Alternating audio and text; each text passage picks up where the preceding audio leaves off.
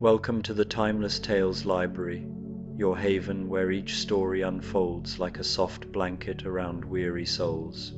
I'm Oliver, here to shepherd you through tonight's calming narrative, a tale woven to still your racing thoughts and carry you tenderly into dreams.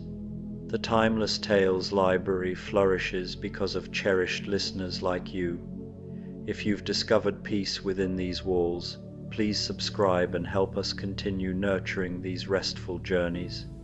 As you nestle into comfort, leave a comment sharing where you're listening from across our beautiful world tonight, and whisper to me a destination where you'd love a story to sweep you away, perhaps the misty highlands of Scotland, a starlit oasis in the Sahara, the floating markets of Thailand, or a hidden monastery in the Himalayas. Your wandering hearts fuel the magic that keeps our treasured library alive and glowing. The beloved good witch of the north in her cozy northern cottage, as gentle rain falls upon the magical lands of Oz. In this peaceful tale, she tends to her enchanted garden, brews soothing potions, and reflects on the simple joys that make even the quietest days magical. From the wonderful Wizard of Oz sleep stories, now, close your eyes and exhale slowly, letting the day's clamor dissolve like fog in the morning light. Tonight, you're stepping into the mist-woven hall of the Timeless Tales Library.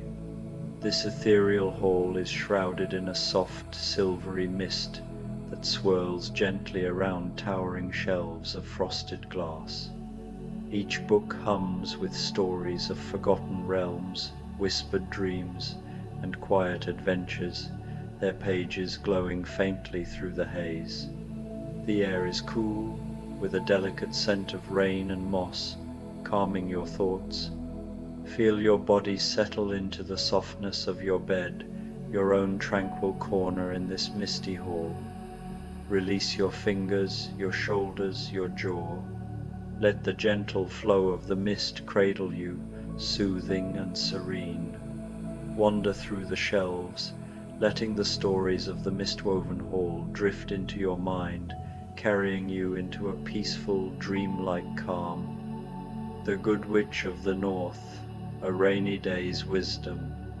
The morning arrived in the land of Oz with the softest whisper of rain against window panes, each droplet carrying with it the promise of renewal and rest. In her charming cottage nestled among the rolling hills of the North Country, the Good Witch of the North stirred gently from her peaceful slumber, her silver hair catching the dim, pearl-grey light that filtered through her lace curtains. Her name was Lucasta, though few remembered to call her by it anymore. She had grown quite fond of simply being known as the Good Witch, for it reminded her daily of her purpose in this magical land, to bring comfort, wisdom, and gentle magic to all who needed it. This morning, as she listened to the rhythmic patter of rain upon her moss-covered roof, she felt a deep contentment settle into her bones like a warm embrace. The cottage itself seemed to breathe with quiet satisfaction. Built from stones that had been worn smooth by centuries of northern winds, it nestled into the hillside as if it had grown there naturally.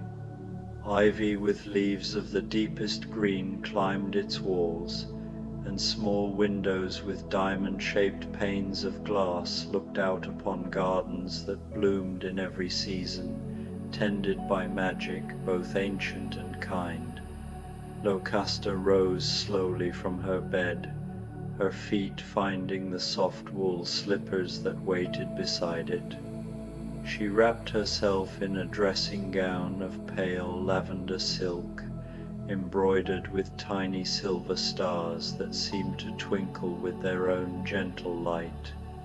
The fabric moved around her like captured moonlight, and she smiled as she felt its familiar comfort against her skin. The rain was not the harsh, demanding sort that drove people indoors with urgency. Instead, it was the kind of rain that invited contemplation, steady, soft, and musical as it drummed against the earth and sang in the gutters. Through her bedroom window, Locusta could see her gardens drinking deeply of the moisture, each flower and herb lifting its face to receive this gift from the grey silk sky. She made her way downstairs, her hand trailing along the smooth banister carved from a single piece of northern oak. The stairs creaked pleasantly beneath her feet, a familiar song that had greeted her each morning for more years than she cared to count. In the kitchen, copper kettles hung from iron hooks, and dried herbs in neat bundles perfumed the air with lavender, chamomile, and mint. But first, before tea, before breakfast, before any of the day's gentle tasks, Locusta felt called to visit her garden. Rain had always been her favorite weather for such visits, for it transformed the ordinary world into something more magical than usual, if such a thing were possible in the land of Oz. She selected a hooded cloak of deep blue wool from the coat closet by the door, its color reminiscent of twilight skies. As she fastened it around her shoulders, she noticed how the simple act of preparing to step into the rain filled her with a quiet anticipation, the same feeling she'd had as a young witch when the first snows of winter would arrive. The back door opened with a gentle creak, and immediately the fresh, clean scent of rain-washed air filled her lungs. The world before her had been transformed into something from a watercolor painting, all soft edges and muted colors that seemed to blend and flow into one another. The rain fell in straight, silver lines from a sky the color of doves' wings, and each drop that struck the earth sent up a tiny puff of that distinctive scent that spoke of growing things and quiet magic. Locusta stepped onto the stone path that wound through her gardens, her feet finding sure purchase despite the gathering puddles. The path had been laid with special stones from the northern mountains, each one inscribed with tiny runes of protection and peace that glowed faintly in the dim light. They would never allow her to slip or stumble, no matter the weather. Her first destination was the herb of contentment, a plant that grew nowhere else in all of Oz, save in her garden. It was a modest thing to look at low to the ground, with heart-shaped leaves of silver green and tiny flowers, the color of early morning clouds. But in the gentle rain, it seemed to shimmer with an inner light, and the air around it carried a scent that immediately eased any tension from the mind and shoulders. Locusta knelt beside the plant, her cloak spreading around her like a blue pool. The rain drummed softly against her hood as she reached out to touch one of the leaves with the tip of her finger. Immediately, a sense of profound peace washed over her, deeper and more complete than even her usual contentment.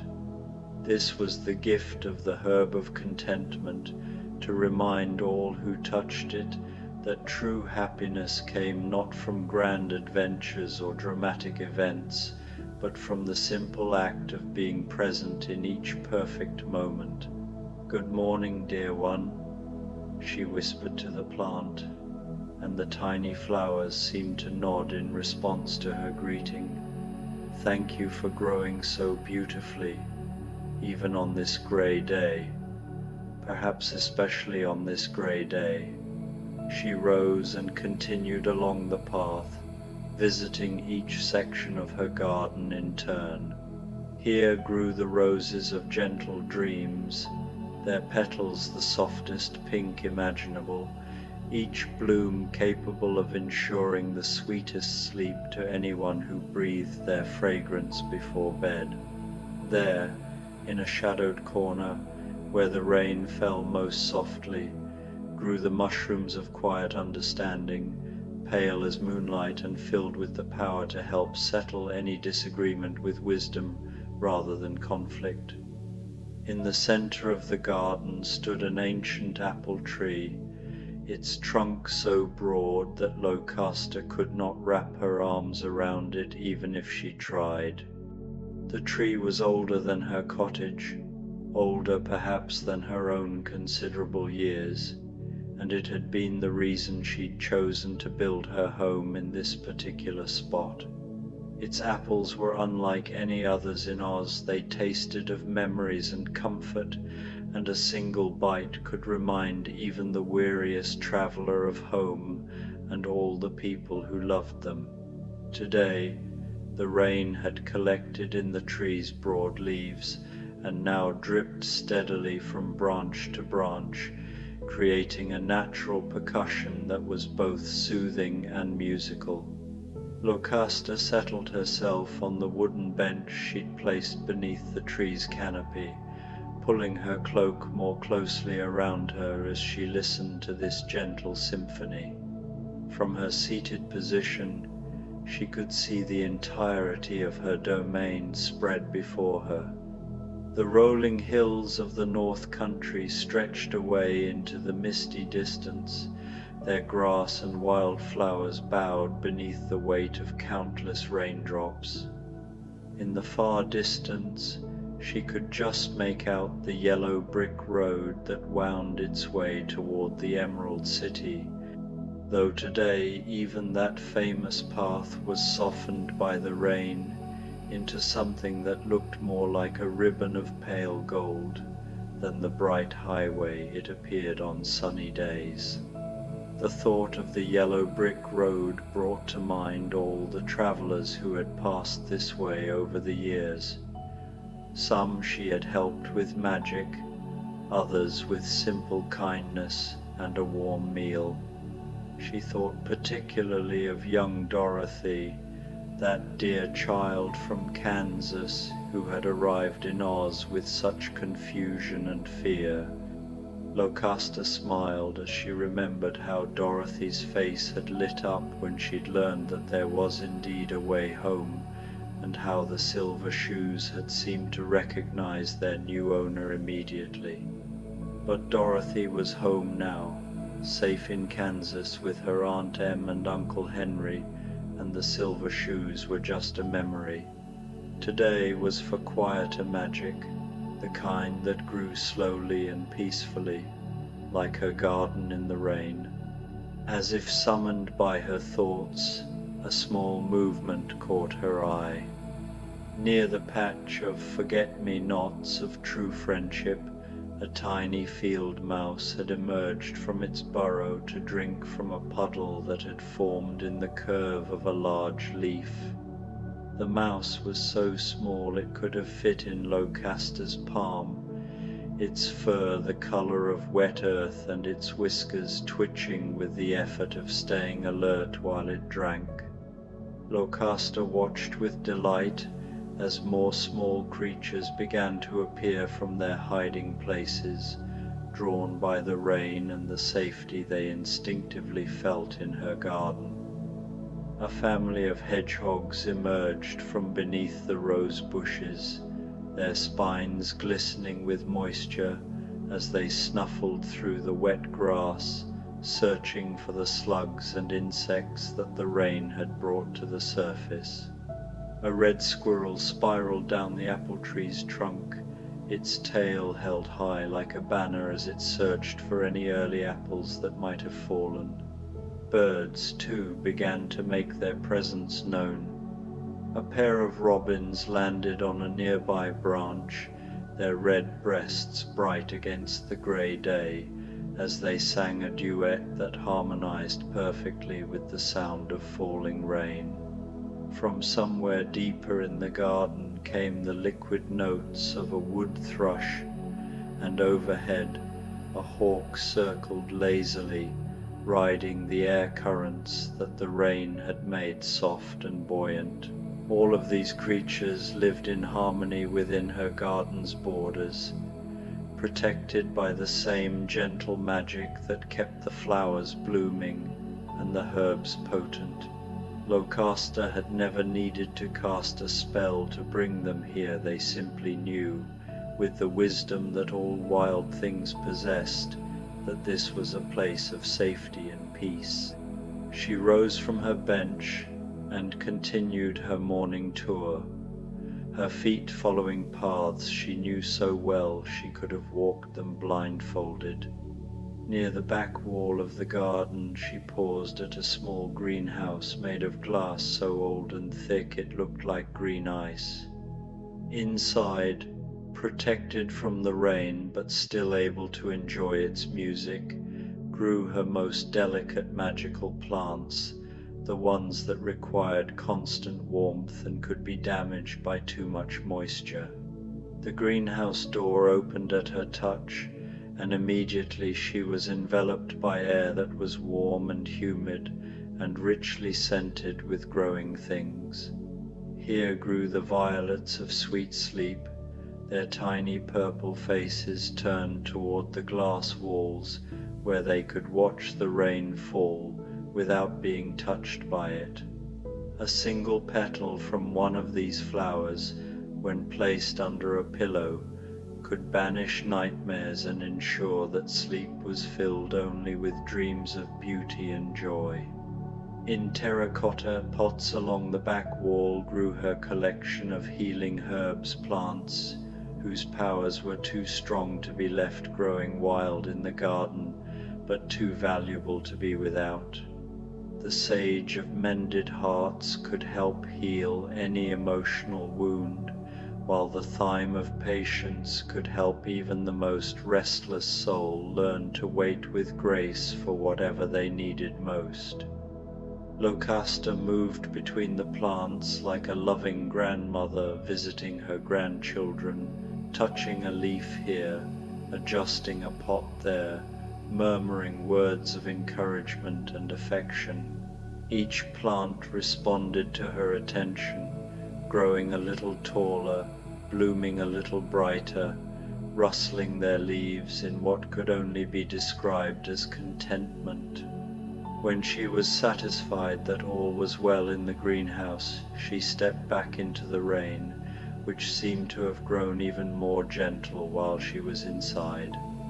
The air was filled with that distinctive scent that came only during a perfect rain, the smell of wet earth and growing grass and flowers, drinking deeply after a long thirst. Her next stop was the small tool shed where she kept her gardening supplies, though supplies was perhaps too mundane a word for what she actually stored there. Her watering can was made of copper that had been blessed by moonlight and inscribed with runes that ensured any water poured from it would carry exactly the nourishment each plant needed most.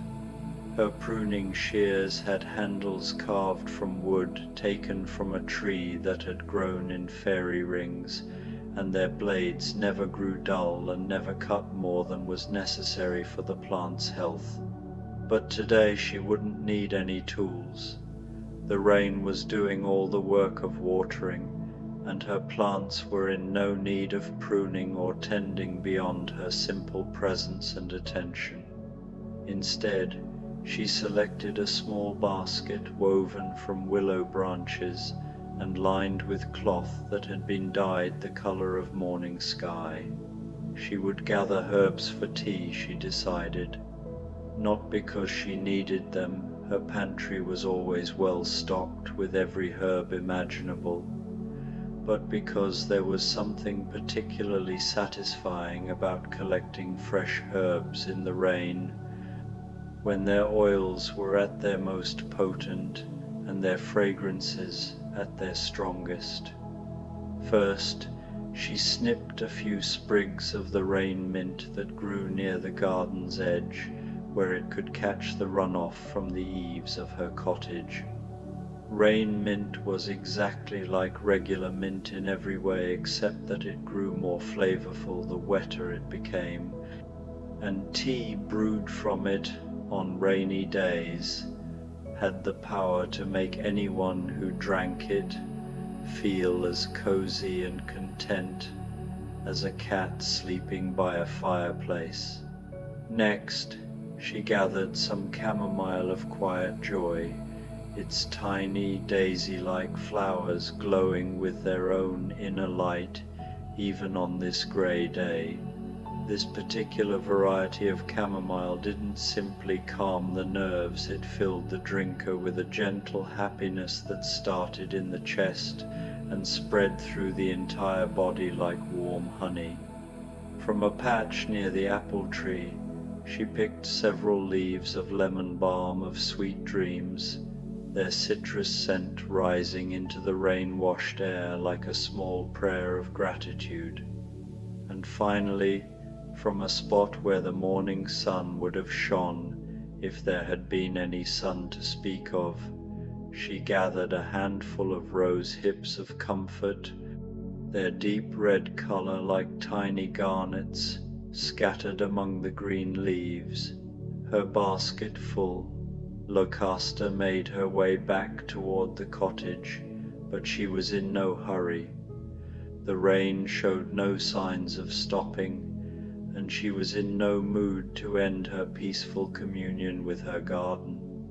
Instead, she took the long path that wound around the entire perimeter of her domain, past the herb spirals and the vegetable garden where pumpkins the size of carriages grew alongside tomatoes that tasted of sunshine even when picked on the greyest day. She paused at the garden's back gate, which opened onto a meadow where wild horses sometimes came to graze. The gate was made of iron worked into an intricate pattern of vines and flowers, and it was always kept unlocked, a symbol of the welcome she extended to all who came to her land with peaceful intentions.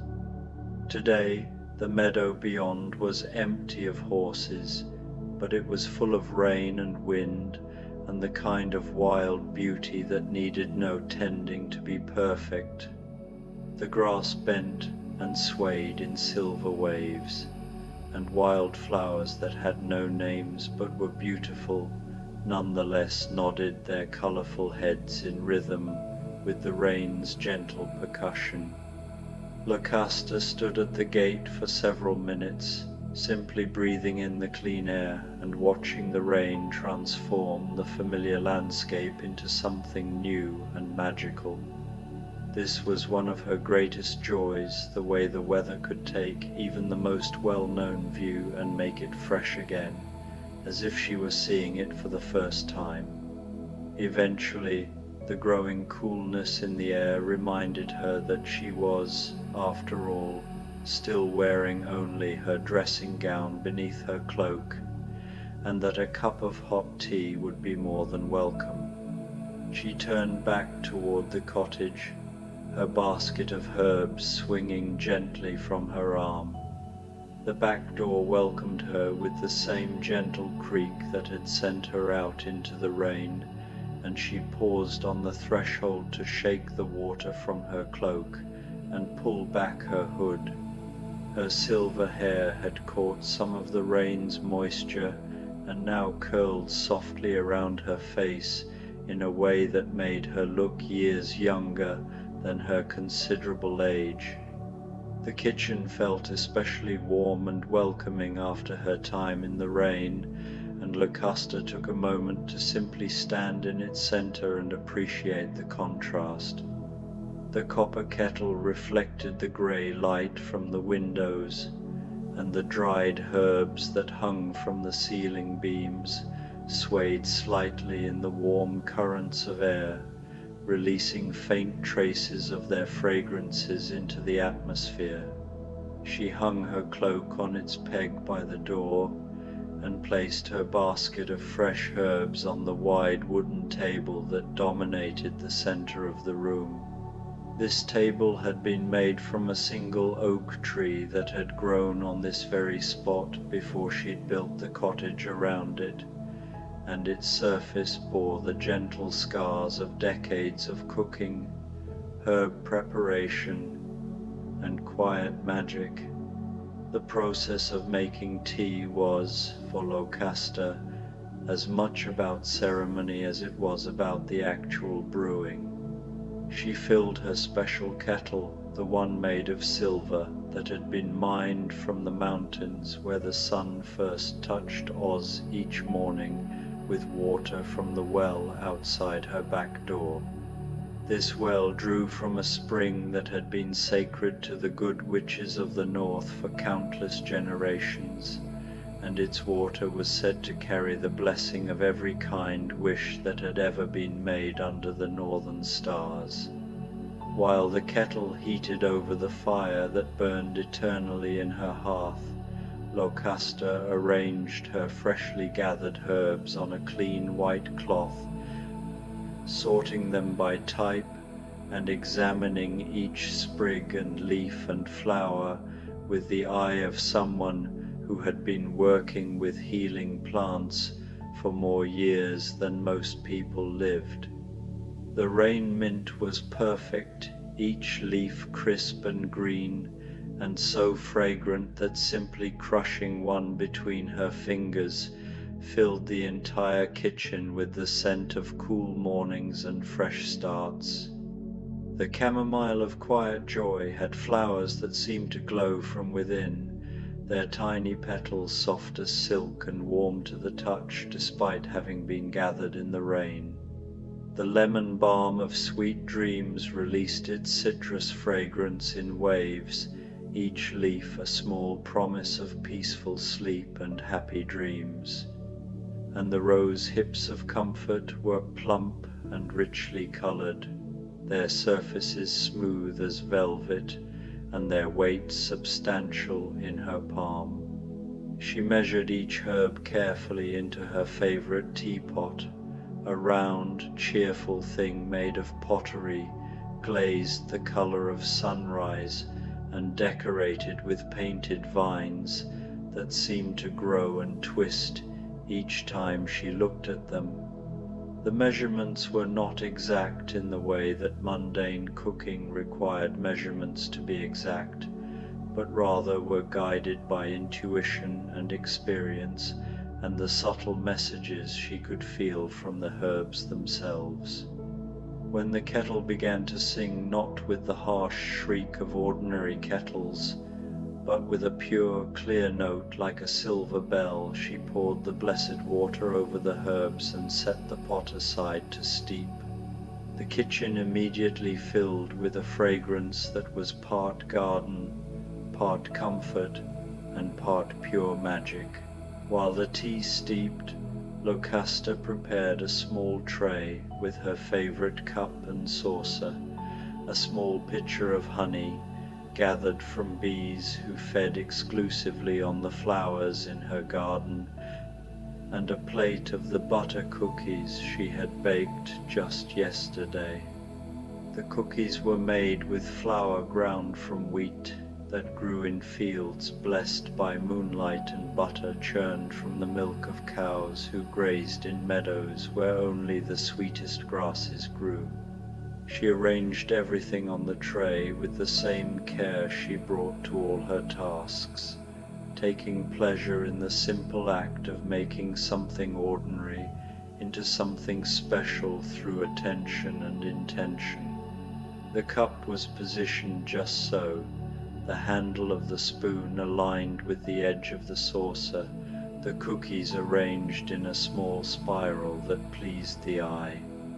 When the tea had steeped to perfection, she could tell by the way the steam that rose from the pot carried exactly the right balance of all the herbs' fragrances. She poured it into her cup and watched as the liquid flowed in a stream of golden amber that seemed to hold the light of a dozen sunny days. Tray in hand, she made her way to what she thought of as her morning room, a small space at the front of the cottage that was furnished with a single comfortable armchair, a small table, and tall windows that looked out onto the front garden and the rolling hills beyond. This room was where she came each morning to greet the day, to plan her tasks, and to simply exist in the peaceful contentment that was her natural state. The chair was upholstered in fabric, the color of deep forest shadows, and worn soft by years of use. She had placed it in exactly the spot where the morning light would fall when there was morning light to be had. But today, the grey rain light was just as welcome, and perhaps even more soothing. She settled into the chair with the satisfied sigh of someone who had found exactly where they belonged, and placed the tray on the small table within easy reach. Through the rain-streaked windows, she could see her front garden, where different plants grew than in the back, these chosen not for their magical properties, but simply for their beauty and the joy they brought to anyone who looked upon them. The front garden was designed as a series of gentle curves that led the eye from one grouping of flowers to the next, in a natural progression that felt both planned and spontaneous. Even in the rain, the colors were vivid and welcoming, the deep purple of lupins, the bright orange of calendulas, the soft pink of cosmos that nodded their heads in the gentle breeze that accompanied the rain. Locusta lifted the teacup to her lips and took her first sip of the morning. Immediately, the warmth spread through her body like liquid contentment, and she could feel the unique properties of each herb beginning their gentle work. The rain mint brought a sense of freshness and renewal. The chamomile of quiet joy filled her chest with a warmth that had nothing to do with the tea's temperature. The lemon balm of sweet dreams reminded her body that relaxation was not only possible but necessary, and the rose hips of comfort wrapped around her like an embrace from an old and dear friend. As she sipped her tea and watched the rain fall in the garden beyond her windows, Locusta found herself thinking about the nature of perfect days. Most people, she knew, would not consider a grey, rainy morning to be perfect. They would long for sunshine and blue skies, for warmth and the kind of bright light that made colors vivid and shadows sharp. But Locusta had lived long enough and seen enough to understand that perfection was not about external conditions, but about the state of one's own heart and mind. Today, with the rain falling gently on her gardens and her cottage warm and welcoming around her, with a cup of perfectly brewed tea in her hands and nowhere she needed to be except exactly where she was, she felt a completeness that no amount of sunshine could improve upon. The rain, she reflected, was its own kind of blessing. It brought growth to her plants, and freshness to the air, and a particular quality of light that made even familiar things look new and mysterious. It also brought a sense of enclosure and intimacy, as if the whole world had drawn closer and become more cozy, more manageable. She reached for one of her butter cookies and bit into it slowly, savoring the way it crumbled on her tongue and released flavors of vanilla and honey and the subtle essence of contentment that was baked into everything she made. The cookie paired perfectly with the tea, each enhancing the other in the way that the best combinations did. From somewhere in the house, She could hear the gentle sounds that indicated all was well, the soft tick of the grandfather clock in the hallway, the whisper of air moving through the rooms, the barely audible hum that came from the protective spells that kept her home and all who entered it safe from any harm. As she sat in her comfortable chair, warm and dry, and surrounded by beauty, Lucasta felt a deep gratitude wash over her. She was grateful for the rain that nourished her gardens and brought such peaceful music to the morning. She was grateful for her cottage with its thick walls and cozy rooms, and the way it seemed to hold contentment within its very stones. She was grateful for her magic, not because it gave her power over others, but because it allowed her to heal and help and bring comfort to any who needed it.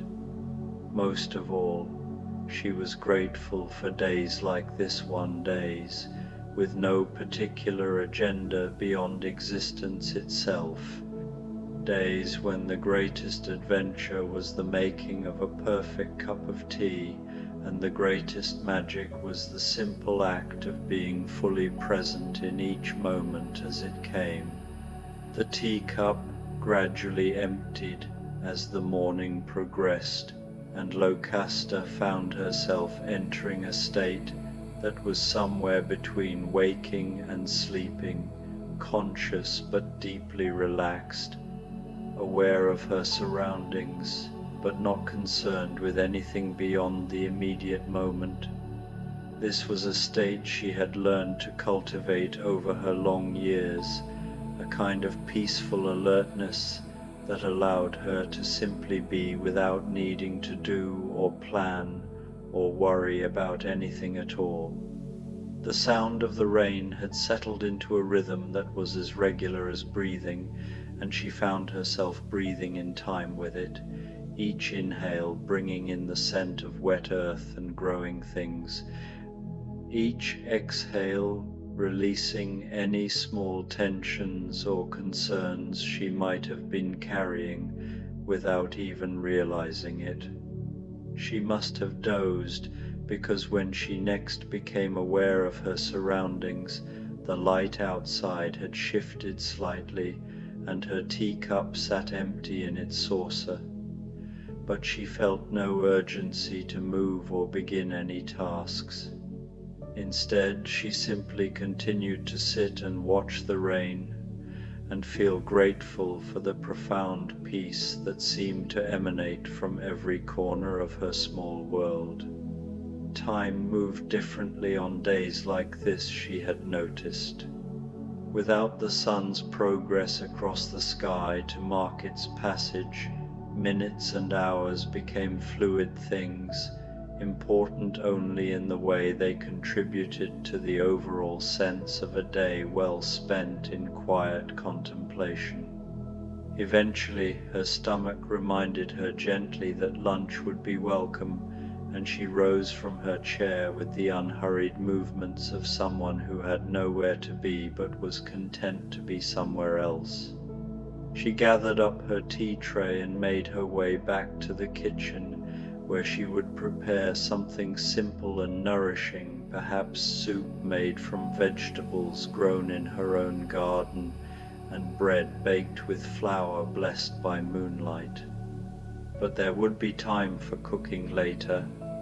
For now, she simply stood at her kitchen window and watched the rain continue to fall on her garden, transforming everything it touched into something more beautiful, more peaceful, more perfectly itself than it had been before. The afternoon stretched before her like a gift waiting to be unwrapped, full of small pleasures and quiet moments and the kind of magic that came not from spells or potions, but from the simple act of paying attention to the world with a heart full of love. In her garden, the plants continued to drink deeply of the rain's bounty, growing stronger and more potent with each passing hour. In her cottage, the fire burned steadily, and the protective spells hummed their nearly inaudible song of safety and peace. And in her heart, Lucasta felt the deep satisfaction that came from being exactly where she belonged, doing exactly what she was meant to do, which was nothing more or less than existing in perfect harmony with the gentle rhythm of a rainy day in the magical land of Oz. As the rain continued to fall and the afternoon drew quietly toward evening, the good witch of the north settled into the peaceful contentment that was both her greatest magic and her greatest gift to the world, the knowledge that sometimes the most profound adventures happened not in far-off places, but in the simple act of being fully present in one's own beautiful life.